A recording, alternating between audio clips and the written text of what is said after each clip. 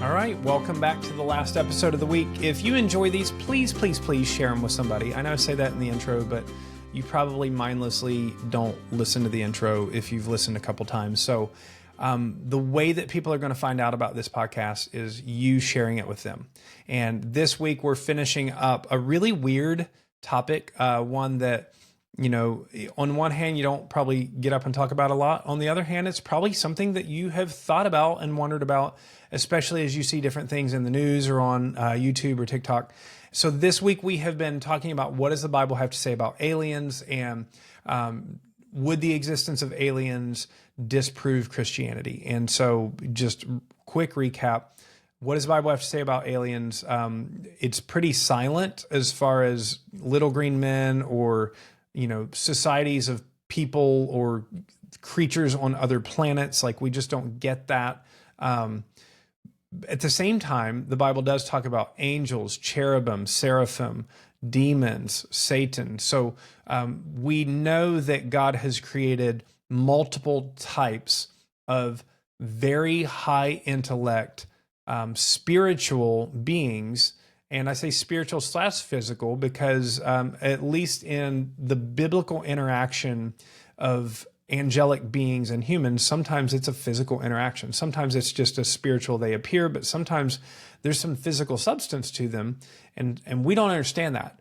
But at the same time, I don't understand quantum mechanics. I still can't understand light, much less quantum mechanics. So the world has a lot of things in the realm of natural order and scientific study that's still beyond our comprehension. But at the same time, we know that God created it all. It's not only God created it, but it was created for God. Colossians chapter 1 reminds us that Jesus is the image of the invisible God, and that by him all things were created in heaven and on earth and under the earth, and that they exist for him as well. They're not just created by him, but for him. So if aliens exist, then they exist for Jesus, and it's up to him on how he interacts with them. Finally, what I want to address in our last time together this week is the very real possibility that thinking about this subject, hearing about this subject, imagining this subject, watching movies about it, could lead you to be afraid.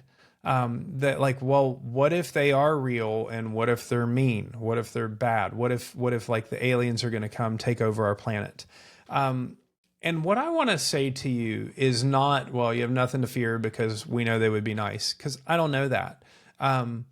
What I want to say to you is that your faith, the faith that God has given us, the faith that God has built us with, was designed to be robust, not just when things are going well, not just when you're in control and you're in charge.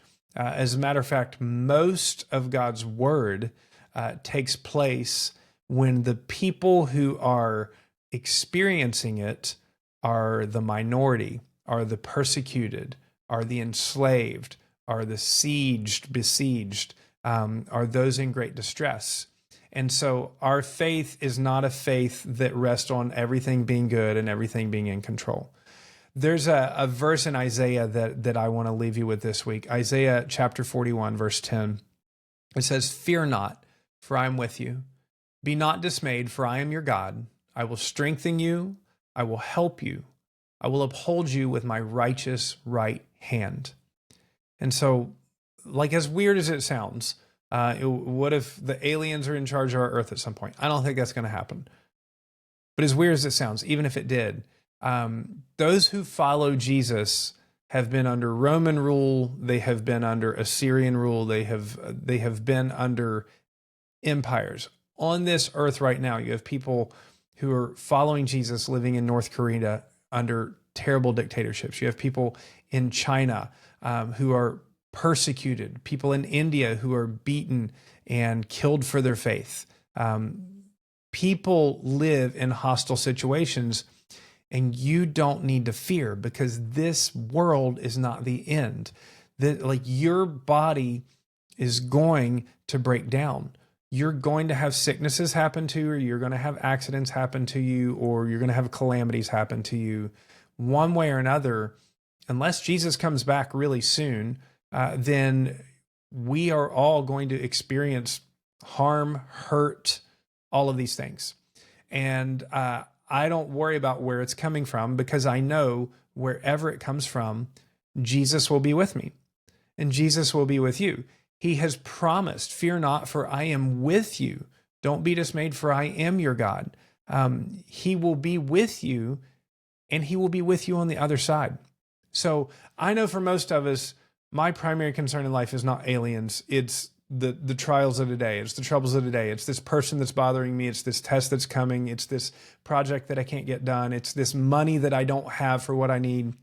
It's this sickness in my family and household right now. And what I want to encourage you is your faith is built for these occasions.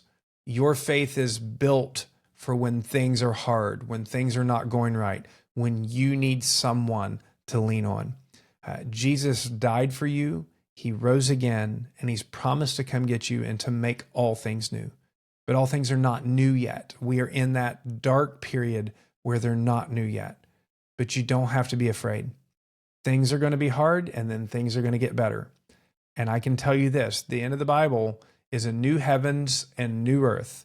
And the things will be better for so long and so good during this time that it'll far outstrip any temporary pain, any temporary worry, any temporary suffering that you had to go through. And so I can't promise you the aliens are good guys. I can't promise you aliens exist. I don't know. I have no idea. But I can tell you this world has suffering in it, but Jesus has overcome the world. And when we trust Jesus, we will also be overcomers. And that is something to put your confidence in. So fear not, for I am with you. Be not dismayed, for I am your God. I will strengthen you.